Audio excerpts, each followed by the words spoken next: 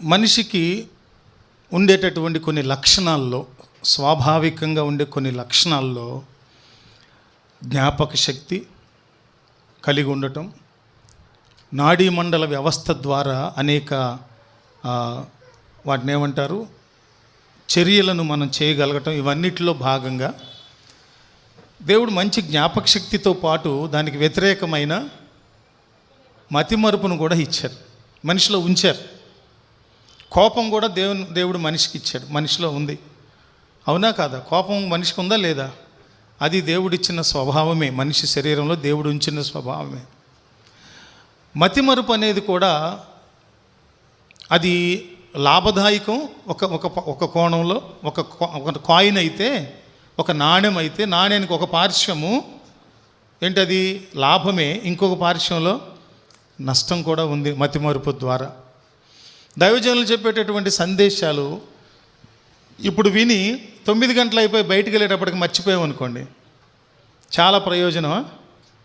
ఏమండి చెప్పండి, చాలా ప్రయోజనమా? విన్న వాక్యాన్ని వెంటనే మర్చిపోవటం. ఈ విషయంలో మరుపు అనేటటువంటిది గొప్ప నష్టం, దేవుని యందు కృతజ్ఞత లేకపోవటం వల్ల. దేవుని యందు కృతజ్ఞతాభావము కలిగి ఉండే విషయంలో మన మతిమరుపు చాలా నష్టం. మళ్ళా చెప్తున్న, జాగ్రత్తగా వినండి. దేవుని యందు కృతజ్ఞత కలిగి ఉండే విషయంలో, దేవునికి ఎందుకు కృతజ్ఞత కలిగి ఉండాలి? మనం దేవునికి ఎందుకు కృతజ్ఞత కలిగి ఉండాలంటే, ఆయన నుంచి మన అవసరతలన్నీ తీర్చబడుతూ ఉన్నాయి, మేలులు ఇవ్వబడుతున్నాయి, పొందుకుంటున్నాం, ఆశీర్వదించబడుతున్నాం, స్వస్థత పొందుకుంటున్నాం. ఎన్నో ఎన్నో ఎన్నో ఇవి అసంభవం అనుకున్న కార్యాలను కూడా ప్రభు మన జీవితంలో జరిగిస్తున్నప్పుడు వాటిని జ్ఞాపకం పెట్టుకోకపోవటం చాలా నష్టం, మర్చిపోవటం చాలా నష్టం. రెండవది, మన కుటుంబంలో మనలను బహుగా ప్రేమించిన, మనం బహుగా ప్రేమించిన వారితో మనకి ఎడబాటు కలిగింది అనుకుందాం. ఎడబాటు అంటే వారు చనిపోయారు అనుకుందాం, లేరు అనుకుందాం. వారిని నెమ్మదిగా మర్చిపోవాలి. సామెతల ప్రసంగి పుస్తకంలో కూడా సొలొమోను అంటారు, వారు ఏం చేయబడతారు? మరువబడతారు. మర్చిపోవటం అనేది అక్కడ అవసరం. మర్చిపోకుండా వాళ్ళ మీదే మనసు పెట్టుకుంటే, దిగులుతో, చింతతో, చీకు ఏం చేస్తుందంటే మనిషిని, చీకు మనిషిని చంపేస్తుంది.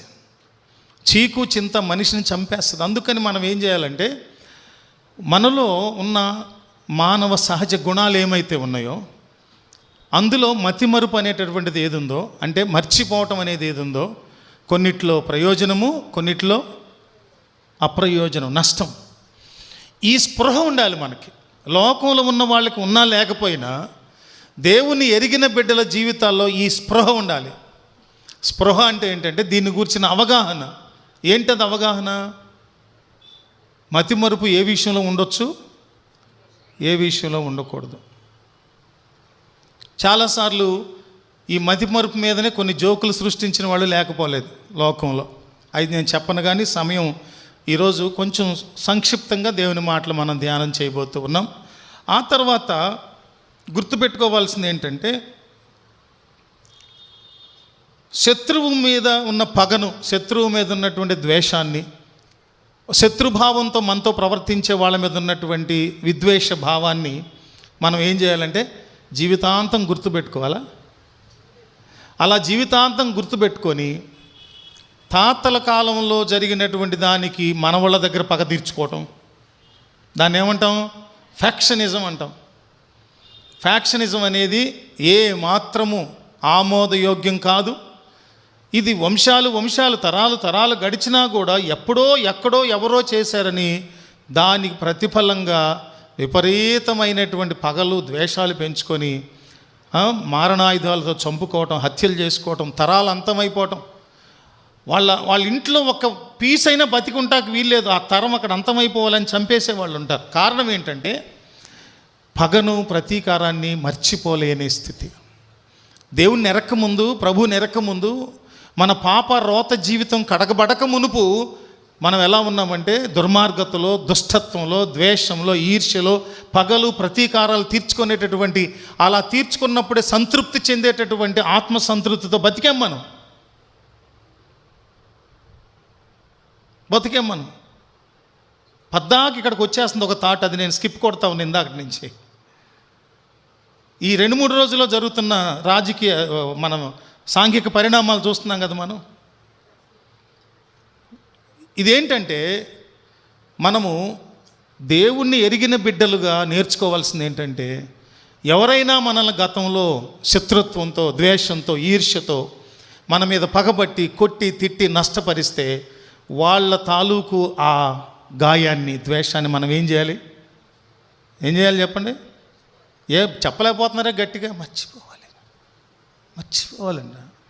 అవి చెప్పం గట్టిగా, మేము గుర్తుంచుకుంటాం. నీ అంతు చూస్తా, ఎరా ముసలోడా నీ పని చేసావని ఆని తిట్టి, వాళ్ళు కొడుకుని కొట్టి, వాడి కొడుకుని కొట్టి, ఇదే జరిగేది. మొన్న ఒకడు అంటున్నాడు, అది ఎవడో మరి పదవి తెలియదు, పేరు గుర్తులేదు, కానీ చిటికేసి ఈ రోజున అగౌరవంగా మాట్లాడిన ప్రతి వాడిని ఒక బూత్ కలిపి రేపు తాట తీసి చంపేసి వాళ్ళని పీక నువ్వు మేము కడపోవడం అంటున్నాడు. ఇవి మనకు సంబంధం లేని విషయాలు. మనం ఏం చేయాలి చెప్పండి? మర్చిపోవాలి, గుర్తుంచుకోవద్దు. సహవాసంలో ఈ రోజుల్లో బయట వాళ్ళ సంగతి ఎందుకు, మన దగ్గరే ఒకవేళ గుర్తుపెట్టుకొని ప్రతిదాన్ని తవ్వుకుంటే రక్త సంబంధాలు, ఆత్మీయ సంబంధాలు ఏవి స్థిరంగా నిలబడవు. క్రైస్తవ్యం అంటే ఏంటి చెప్పండి? శాంతి, సమాధానం, ప్రేమ. క్రైస్తవ్యం అంటే ప్రభు చూపించింది అదే, లోకానికి మనకు నేర్పించింది అదే. ప్రేమ కలిగి ఉండటం, క్షమించటం, కరుణ, జాలివే. ఎంతకాలం ఈ పగలు పెట్టుకొని బతుకుతాం? ప్రభు ఏమన్నారు? ఆయనను చంపే వాళ్ళను సైతము వారి కొరకు ప్రార్థన చేశారు ప్రభు. తండ్రి, వీరేమి చేయుచున్నారో వీరెరుగరు కనుక వీరిని క్షమించమని. ఈ భూమి మీద విశ్వాసులుగా జీవించేటప్పుడు ఒక ఎక్సర్సైజ్ చేయాలి, ఒక సాధన చేయాలి, ఒక ప్రాక్టీస్ చేయాలి. అదేంటంటే, వేటిని గుర్తుపెట్టుకోవాలో, వేటిని మనము మర్చిపోవాలో, ఆ విషయాల్లో మనము ఎప్పటికీ మర్చిపోకుండా ఉండేటటువంటి విషయాలు ఒక 5 చెప్తాం మీకు. ఫర్గెట్ నాట్, మర్చిపోకుండా ఉండవలసినవి.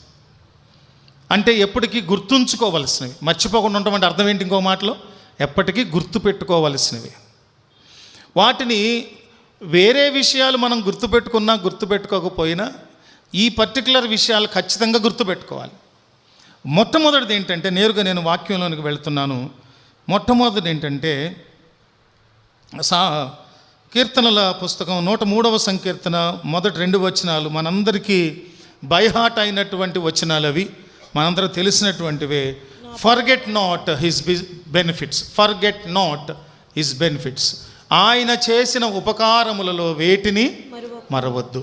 మొట్టమొదటిది చాలా సాధారణంగా అనిపించే విషయం మనకి.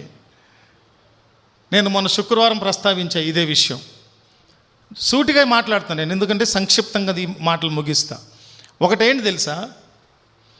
మన సంఘంలో సహవాసంలో నేర్చుకోవాలని చెప్తున్నా, సూటిగా చెప్తున్నా, ఎవరికి దేవుని మేలుల మీద కృతజ్ఞత భావం లేదు, మన సహవాసంలో లేదు.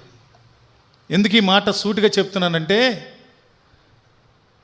సహవాసం ఆరంభించిన దగ్గర నుంచి ఇప్పటి వరకు ఈ 4 ఏళ్లలో ఎవరి ఇంటి దగ్గర కూడా కృతజ్ఞతకు ఫలితంగా కుటుంబ ప్రార్థన, థ్యాంక్స్ గివింగ్ ప్రేయర్ పెట్టుకున్న వాళ్ళు లేరు. 1-2 లెక్కకు ఎక్కడో.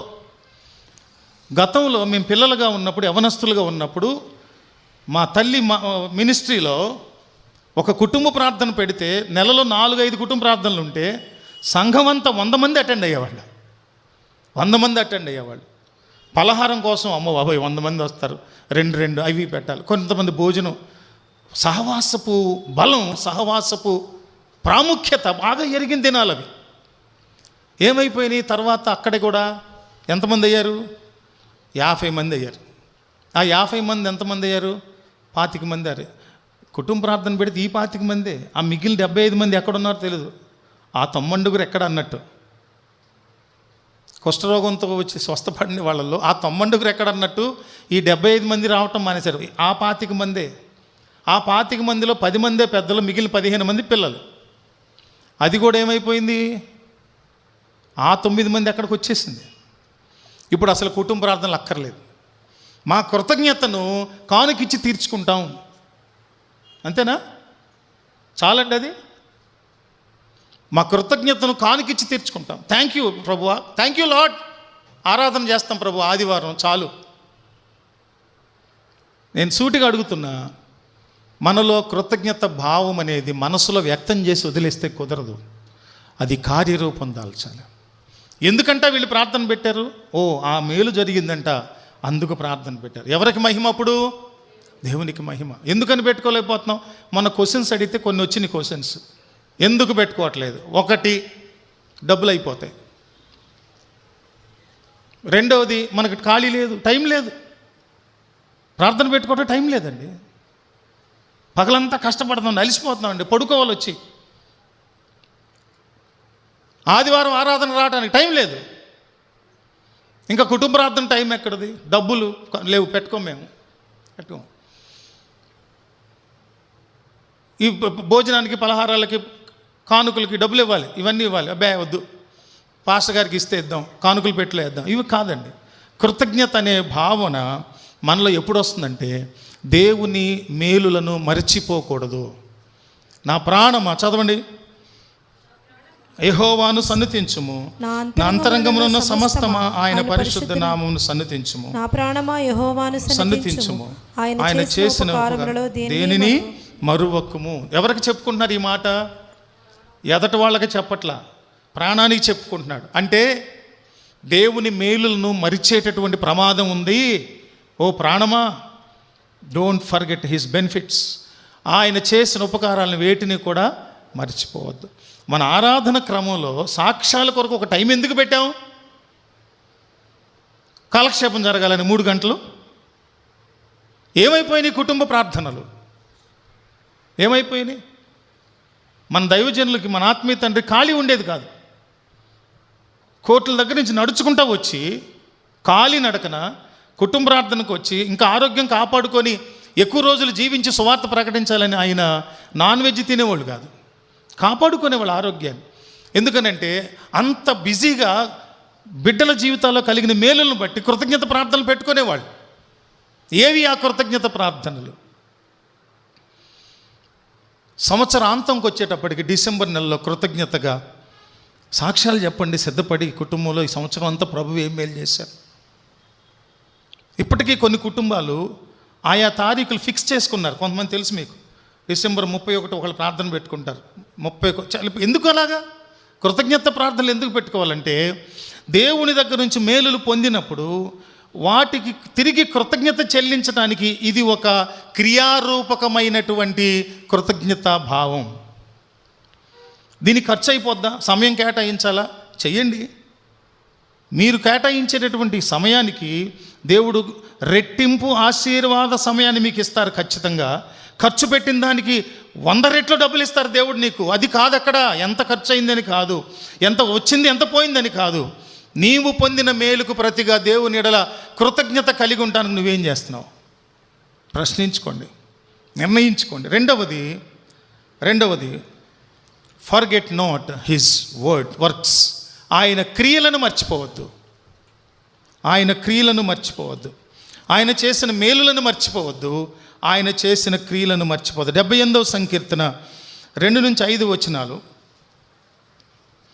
నేను నోరు తెరచి ఉపమానము చెప్పెదను, పూర్వకాలపు గూఢవాక్యములను నేను తెలియచెప్పెదను. మాకు తెలిసిన సంగతులను మా పితరులు మాకు వివరించిన సంగతులను చెప్పెదను.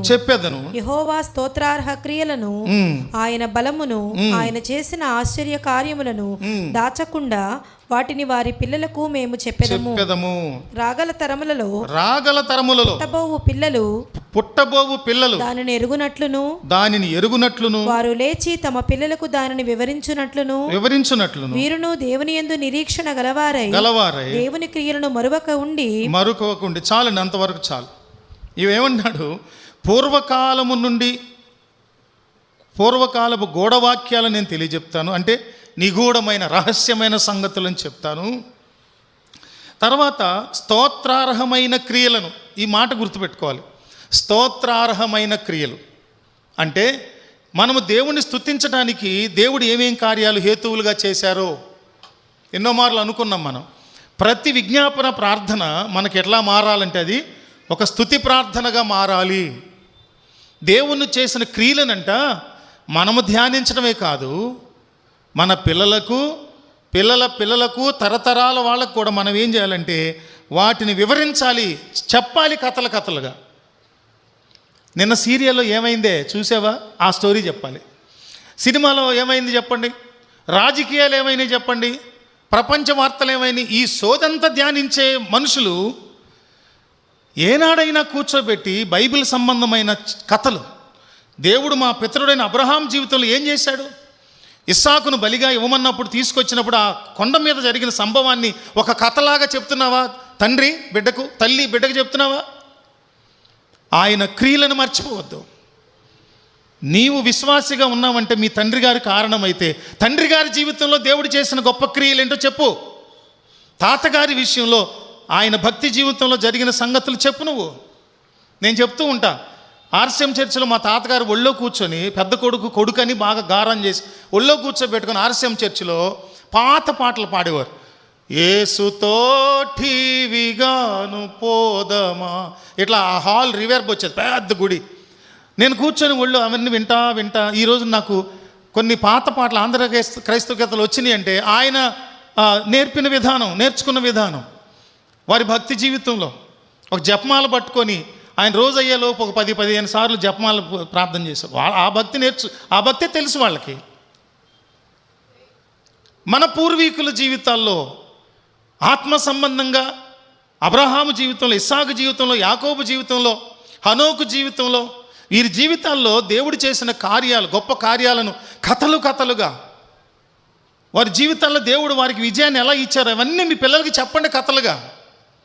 అవి బోరు కొట్టిని అనిపిస్తే బైబిల్ సంబంధిత కథలు బోలెడు ఉన్నాయి, వాటన్నిటిని చెప్పండి పిల్లలకి. చెప్తున్నాము మనం ఆయన క్రియలను మర్చిపోతున్నామా, గుర్తుపెట్టుకుంటున్నామా? ఎప్పటికప్పుడు ఆయన చేసిన క్రియలను మర్చిపోతే మనం దిక్కుమాలిన అయిపోతాం, దిక్కులేని వాళ్ళు అయిపోతాం. ఎవరున్నారండి మనకు సాయం చేసేవాళ్ళు లోకంలో?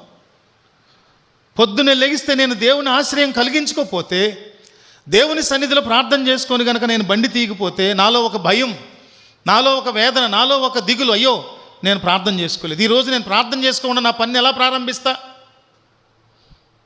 ఎంత అనారోగ్య పరిస్థితి అయినా. మొన్న అనుకోకుండా ఊరికే కళ్ళు తిరిగిపోతాం, ఎందుకు భూమి అంతా తిరిగిపోతుంది, ఏంటి అర్థం? ప్రార్థన చేయడానికి లేస్తే బుర్రం తిరిగిపోతుంది లోకం అంతా, ఏంటంటో పిచ్చిగా. అయినా సరే కళ్ళు మూసుకొని స్లో మోషన్లో లేసేది, ప్రార్థన చేసుకొని మళ్ళీ లేస్తే మళ్ళీ తిరగటం, ప్రార్థన చేసుకొని ప్రభువా ఈ అసౌకర్యాన్ని తీసివేయమంటే ప్రభు తీశారు. ఇప్పుడు లేదు అది. ఎందుకు ఈ మాట అంటున్నానంటే, మనము దేవుని క్రియలను జ్ఞాపకం చేసుకోవాలి. మన క్రియలు ఆయనతో ఆరంభించాలి. దేవునికి స్తోత్రం కలుగునుగాక. ఇక్కడ అంటున్న మాట ఏంటంటే, రాగల తరములలో పుట్టబోవు పిల్లలు దానిని ఎరుగున్నట్లు. ఏ తరాలంట? ఏం చేయాలి వాటిని మనం? రాగల తరాలు నువ్వు ఉండవు చెప్పడానికి. ఎవరుంటారు? నీ కుమారుడు ఆ కుమారునికి చెప్పాలి, వాడి కుమారునికి చెప్పాలి.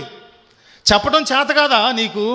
ఆ స్టోరీలన్నీ చక్కగా ప్రింట్ చేయబడి ఉన్నాయి బుక్స్లో, వాటిని తీసుకొచ్చి వాళ్ళ రూమ్లో గోడలకి పెట్టండి, అంటించండి, వాటిని చదువుకుంటూ ఉంటారు వాళ్ళు. ఏమైనా చేస్తున్నామో మనం? పరీక్షించుకోవాలి, ఎక్కడికక్కడ సరి చేసుకోవాలి, దిద్దుబాటు చేసుకోవాలి, లోబడాలి మనం. మూడవదిగా చూసినప్పుడు ఫర్గెట్ నాట్ హిస్ కవనెంట్. దేవుని యొక్క నిబంధనలను ఎప్పటికీ కూడా నువ్వు మర్చిపోవద్దు. మతిమరుపు అనే స్వభావం మనలో ఉంది, దాన్ని దీనికి వాడద్దు. దేనికి వాడద్దు? ఆయన చేసిన ఉపకారముల విషయంలో మతిమరుపును వాడద్దు, ఆయన చేసిన క్రియల విషయంలో వాడద్దు. సరికదా? గుర్తుపెట్టుకొని నీ తరతరాల వాళ్ళకి నేర్పించు. మూడవది, ఆయన నిబంధనను మర్చిపోకూడదు. ఎక్కడి నుంచి మొదలైంది దేవుని నిబంధన? అబ్రహాము దగ్గర నుంచి మొదలైన నిబంధన విషయంలో నేను ఆ నిబంధనను ఎప్పుడు మర్చిపోకూడదు. ఏంటి ఆ నిబంధన? దేవునికి అబ్రహాముకు మధ్య జరిగిన నిబంధన ఏంటి? ఆకాశపు వైపు చూడు, కింద చూడు, ఆకాశ నక్షత్రములు నువ్వు లెక్క పెట్టలేవు, ఇసుక రేణువులు లెక్క పెట్టలేవు, అంత విస్తారంగా నీ సంతానాన్ని నేను వృద్ధి చేస్తాను. ఈ రోజున కొంతమంది దిక్కుమాలిన అక్కుపక్షులు మాట్లాడేటట్లుగా ఇది ఒక ఆ మతం ఈ మతం, చేతగానోడు చున్నీ వేసుకుంటాడు, 3 మేకులు పీక్కోలేడు అని పిచ్చి మాటలు మాట్లాడేవాళ్ళు ఉన్నారే, గమనించండి. వాడికి మోకాళ్ళలో బ్రెయిన్ ఉంది అనిపిస్తుంది నాకు. ఎందుకంటే ప్రపంచంలో మెజారిటీ ఆఫ్ ద పాపులేషన్ ఎవరిని సేవిస్తున్నారు? ప్రభువునే కదా సేవించేది. వాడికి ఎందుకు గుర్తురాదు ఆ సమయంలో అర్థం కాదు. ఇంకొకటి ఏంటంటే మనం అసలు ఆ జ్ఞాపకం చేసుకోవటమే వేస్ట్. ఎందుకనంటే ఏదో సామెత ఉంటుంది, 100 వాటిల్లో ఇంకొకటి అన్నట్టు. అవి నేను చెప్పను కానీ గమనించండి, వాడు ఒక రేణువు. ఇంకొకటి ఏంటంటే ఎంతమంది ఇట్లాంటి రేణువులు పుట్టుకొచ్చి అంత వ్యతిరేకంగా మారుతారో క్రైస్తవం అంత బలపడుతుంది. దేవునికి స్తోత్రం కలుగునుగాక. అందుకని ఆయన నిబంధనలను మనం ఎప్పుడూ కూడా మర్చిపోకూడదు. నిబంధన ఎవరితో చేశారు? మనతో చేశారు దేవుడు. మనం ఎవరము? దేవుడు అబ్రహాముకు చేసిన నిబంధన ఫలితం మనమంతా, జనాంగం. వాస్తవంగా అబ్రహాము సంతానం లేరు, కానీ దేవుడిచ్చిన ఇస్సాకు ద్వారా ఈ సంతతినంతటినీ కూడా దేవుడు వృద్ధిపరిచారు. ఆయన వాగ్దాన ఫలం మనమంతా. మనంతో ఆగిపోకూడదు. మన పిల్లలు పిల్లల పిల్లల పిల్లలు వాగ్దానాన్ని స్వతంత్రించుకోవాలి, ఆ నిబంధనను స్వతంత్రించుకోవాలి. చదవండి ఒకసారి 78వ సంకీర్తన 10-11. వారు దేవుని నిబంధనను గైకొనకపోయిరి, ఆయన ధర్మశాస్త్రమును అనుసరింపనొల్లకపోయిరి, ఆయన క్రియలను, ఆయన వారికి చూపిన తన ఆశ్చర్య క్రియలను వారు మరచిపోయిరి. ద్వితీయోపదేశకాండము 4:23 కూడా చూస్తే, డియోటరానమీ చాప్టర్ 4:23-24, 23వ వచనం, మీ దేవుడైన యెహోవా మీకు ఏర్పరిచిన నిబంధనను మరచి నీ దేవుడైన యెహోవా నీకు ఆజ్ఞాపించున్నట్లు ఏ స్వరూపము కలిగిన విగ్రహమునైనను చేసుకొనకుండునట్లు మీరు జాగ్రత్త పడవలెను. జాగ్రత్త పడాలని చెప్పి ఇంకొక వార్నింగ్ లాగా ఒక హెచ్చరిక ఇస్తున్నాడు కింద వచ్చిన, ఏలయనగా నీ దేవుడైన యెహోవా దహించు అగ్నియు రోషము గల దేవుడై ఉన్నాడు. ఆయన దహించే అగ్నిని మనకు పంపించట్లేదు, ఆయన రోషాన్ని మనమే చూపించట్లేదు. చూపించినంత మాత్రాన నేను చేతగాని వాడని, ఏమండి, మన మీద ఉగ్రతను కురిపించినంత, అగ్నిని పంపించినంత మాత్రాన ఆయన చేతగాని వాడు అనుకున్నావా? నీకు ఇప్పుడున్నంత చేతకానితనం కంటే ఇంకెక్కువ చేతకానితనం వాడు అయిపోయిన దానం అయిపోతావు. దేవుని సహనాన్ని, దేవుని యొక్క ఓర్పును పరీక్షించకూడదు. దేవుని సహనాన్ని పరీక్షించకూడదు. ఎందుకనంటే ఆయన దహించు అగ్ని. అంతేకాదు రోషం కలిగిన దేవుడు. అందుకని మనం ఆయన నిబంధనలను మర్చిపోకూడదు. ఎన్ని చెప్పండి? మొదటిది ఏంటి? జాగ్రత్తగా విన్నోళ్ళు ఖచ్చితంగా చెప్తారు. చెప్పండి. 1, ఆయన చేసిన ఉపకారాలను మర్చిపో. 2వది ఆయన చేసిన క్రియలను. 3వది ఆయన నిబంధనను మర్చిపోకూడదు. 4వది ఫర్గెట్ నాట్ పూర్, పేదలను మర్చిపోకూడదు. దీనులను, పేదలను, దారిద్ర్యంలో ఉన్నవారిని కూడా మనము మర్చిపోకూడదు. ఇదేం ప్రశ్న అయ్యా బాబు, ఇదేంటండి, మనమే దారిద్ర్యంలో ఉన్నాం కదా, మనం ఇంకొకళ్ళని ఎక్కడ గుర్తుపెట్టుకోవాలి అనేవాళ్ళు కొంతమంది ఉంటారు. పేదరికంలో, ఆర్థిక పరిస్థితుల్లో ఎప్పటికప్పుడు ఏ పూటకు ఆ పూట రెక్కాడితే కానీ డొక్కాడినటువంటి జీవాలుగా ఉన్నటువంటి మనము కొన్నిసార్లు ఆ దీనావస్థలో ఒకవేళ ఉంటే ఉండొచ్చు. కానీ గమనించండి, ఏ చెట్టుకు ఆ గాలి అన్నట్లు మన స్థాయికి తగినట్లుగా మనము పేదలకు, దీనులకు సహాయం చేయాలి. ఉపకారమును, ధర్మమును మానకూడదు. ఇందులోని అనుబంధంగా దయచేసి చదవండి. గలతీ పత్రిక 2:10 చూడండి. గలతీ పత్రిక 2:10 మేము బీదలను జ్ఞాపకము చేసుకొనవలెనని మాత్రమే వారు కోరిరి, అలాగు చేయుటకు నేనును ఆసక్తి కలిగి ఉంటిని. ఏమంటున్నారంటే ఇక్కడ బీదలను మాత్రమే జ్ఞాపకం చేసుకోమని కోరారట. బీదలను జ్ఞాపకం చేసుకోవటం. బీదలను జ్ఞాపకం చేసుకోవటం ఎందుకు? బీదలను జ్ఞాపకం చేసుకోవటం ఎందుకు? ఒకప్పుడు మనం బీదలుగా ఉన్నప్పుడు దేవుడు మనల్ని జ్ఞాపకం చేసుకొని ఆ స్థితి నుండి మనల్ని మార్చి మనల్ని ఆశీర్వదించారు ప్రభు. అలానే మనం కూడా బేదలను కనికరించాలి. అక్కడ ఇంకొక హెబ్రీ పత్రిక 13:16 చూడండి. ఈ మర్చిపోకూడదనే ఈ అనుభవానికి అనుబంధంగా ఇంకొక మాట. హెబ్రీ పత్రిక 13:16 ఉపకారమును ధర్మమును చేయ మరచిపోకుడి. అట్టి యాగములు దేవునికి ఇష్టమైనవి. ధర్మం చేయటం, ఉపకారం చేయటం, పేదలను దీనులను ఆదరించటం, అది ఎటువంటిదంట? యాగము, దేవునికి ఇష్టమైన యాగము. యాగం అంటే తెలుసా? యాగం అంటే తెలుసా? మనకు తర్జుమా చేశారు ఈ తెలుగులో. యాగం అంటే ఏంటంటే దేవుని దగ్గర నుంచి ఒక మేలును ఆశించి భూమి మీద ఒక క్రియాత్మకమైనటువంటి ఒక క్రతువు, ఒక పద్ధతిని, ఒక ఆచారం చేయటం యాగము. యజ్ఞము, యాగం ఇవన్నీ మన దేశంలో బాగా వింటాం. యాగం అంటే ఏంటంటే ఆ కార్యము నెరవేరే వరకు ఆ పద్ధతిని పాటించడం, కానీ ఏ విషయాల్లో కూడా ఇంత కూడా తేడా లేకుండా అది పూర్తయ్యే వరకు చేయటం యాగం అంటే. అది ఒక నిష్ఠాగరిష్టమైన రీతిలో పద్ధతిగా చేయటం.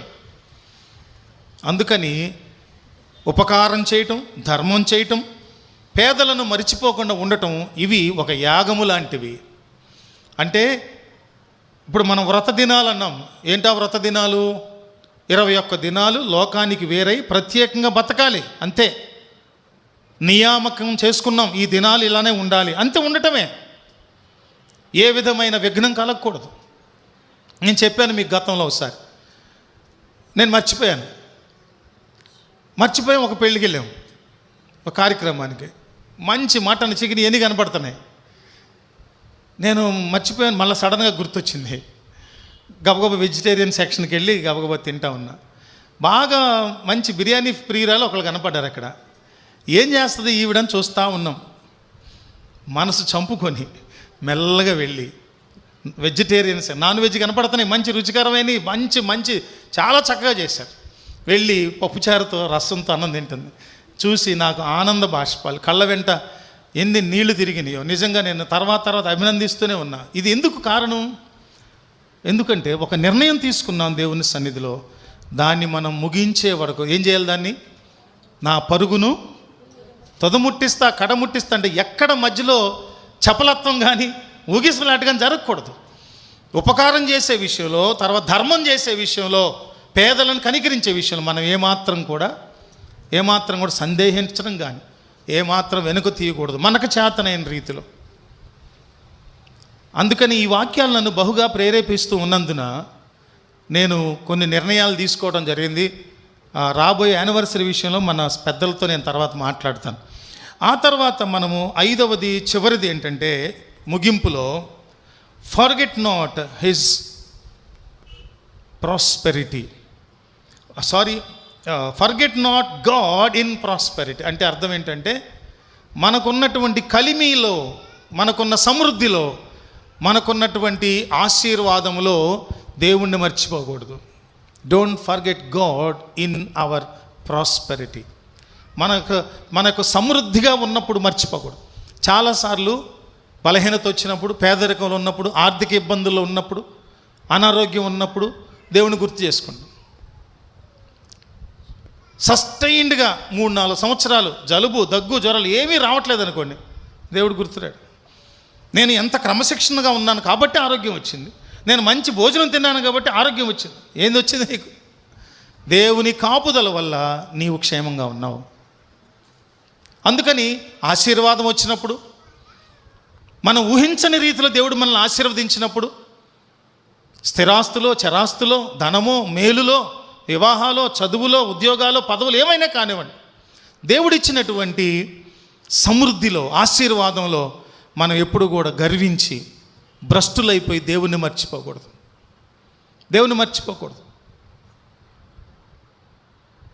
పొద్దున్నే లేచిన వెంటనే నీ రోజుని దేవునితో ప్రారంభించు. నీ దినాన్ని మధ్యాహ్నం చేసుకుంటూ ప్రార్థన దేవునితో కొనసాగింపచేయి. నీ దినాన్ని రాత్రి పడుకునే ముందు ప్రార్థనతో ముగించు. అప్పుడు నీకు ఏమున్నా ఏమి లేకపోయినా నువ్వు ఎలా ఉంటావు?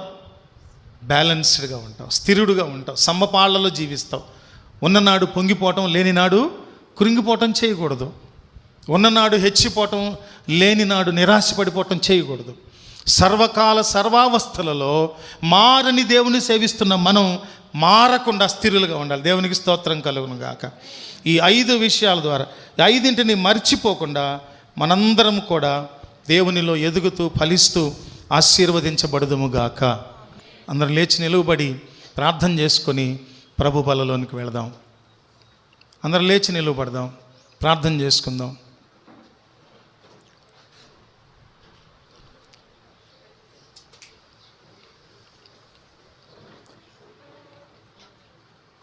ప్రార్థన అన్న వెంటనే చిన్న బిడ్డల దగ్గర నుంచి యవనస్తుల వరకు మీరున్న చోట మోకరించండి. ఈ అలవాటు చేసుకోండి. రాబోయే దినాల్లో భక్తి విధానాల్లో మోకాళ్ళు అనేది వేసేవాళ్ళు కనపడరేమో అనిపిస్తుంది నాకు, అంత భయం వస్తుంది. యవన కాలంలో ఉన్నవాళ్ళు చిన్నపిల్లలందరూ మోకరించండి. మాకెలాగూ మోకాళ్ళు పెద్ద వయసు ఉన్న వాళ్ళకి ఇబ్బందులు ఉన్నాయి, వాళ్ళు మోకరించలేము. మోకరించగలిగిన వాళ్ళు మోకరించండి. ఇవి మీ మంచి కొరకు, మీ ఆత్మీయ భవిష్యత్తు కొరకు చెప్పే సంగతులు. వీటిని బట్టి వ్యసన పడకూడదు. ఎందుకు ఇలా చెప్తారు పద్దాక అనుకుంటే దానివల్ల మనకు నష్టమే, లాభమే ఉండదు. ప్రార్థన చేసుకుందాం. దయగలిగిన మా తండ్రి పరిశుద్ధుడా, నీ కృపను బట్టి, నీ దయను బట్టి, నీ కనికరాన్ని బట్టి ఈ 2026వ సంవత్సరం జూలై మాసపు మొదటి వారంలో మమ్ములను ప్రవేశపెట్టిన దేవా, భూమి మీద మేము మనుషులుగా పుట్టినప్పుడు మాకు కొన్ని స్వభావాలు ఉన్నాయి. కొన్నిటిని గుర్తుపెట్టుకోవాలి, కొన్నిటిని మర్చిపోవాలి. కానీ మేము వేటిని గుర్తుపెట్టుకోవాలో వాటిని గుర్తుపెట్టుకోకుండా, వేటిని మర్చిపోవాలో వాటిని మర్చిపోకుండా గుర్తుపెట్టుకొని భిన్నమైన రీతిలో ప్రవర్తిస్తున్నటువంటి వారిగా మారిపోయాం ప్రభువా. అపవాది ప్రస్తుతము మమ్ములను నాయన అనేక రీతులుగా ఏడవాలని చూస్తున్నాడు. క్షమించండి ప్రభువా. మీరిచ్చిన హెచ్చరిక ద్వారా, సూటి అయినటువంటి హెచ్చరికల ద్వారా మేము దిద్దుబాటుకు లోబడి ఇష్టపడి సరిచేసుకొని ప్రభువా, మేము ధ్యానించిన వాటిని ఎన్నడూ మర్చిపోకుండా కృతజ్ఞత కలిగిన వారుగా, క్రియలను ప్రకటించేవారిగా, నిబంధనను మర్చిపోకుండా జీవించేవారుగా, బేదలను కటాక్షించేవారిగా ప్రభువా, కలిమి కలిగినప్పుడు గర్వించకుండా మా స్థితిని మర్చిపోకుండా ఉండేవారిగా ప్రభువా, మిమ్ములను మర్చిపోకుండా ఉండేవారిగా మమ్మల్ని నడిపించమని, స్థిరపరచమని ఈ మాటల ద్వారా మా జీవితాల్లో వినూత్నమైనటువంటి ఆధ్యాత్మిక పరివర్తన, ఆధ్యాత్మికమైనటువంటి చైతన్యము కలిగినట్లు కృప చూపించమని మీకు అప్పగించుకుంటే యేసయ్య నామములో వేడుకొంచున్నాము తండ్రి. ఆమేన్, ఆమేన్. ప్రభువారు నేర్పించిన పరలోక ప్రార్థన చేద్దామా? పరలోకమందున్న మా తండ్రి, నీ నామం పరిశుద్ధపరచబడును గాక, నీ రాజ్యము వచ్చును గాక, నీ చిత్తము పరలోకమందు నెరవేర్చున్నట్టు మా అనుదిన ఆహారం నేడు మాకు దయచేయండి. మా ఎడల అపరాధములు చేసిన వారిని మేము క్షమించిన ప్రకారం మా అపరాధములను క్షమించండి. మమ్మ శోధనలోనికి తేక దుష్టు నుంచి తప్పించండి. రాజ్యము, శక్తి, మహిమ నిరంతరం నీవై ఉన్నవి తండ్రి. ఆమేన్. తండ్రి, కుమార పరిశుద్ధ ఆత్మ త్రియేక దేవుని కృపా, ప్రేమ, సమాధానములు ఈరోజు ఈ జూలై మాసపు మొదటి వారంలో పాల్గొన్న ప్రతి కుటుంబానికి, ప్రతి బిడ్డకు సదాకాలం తోడైన నడిపించి మహిం పొందునుగాక. ఆమేన్, ఆమేన్. అందరూ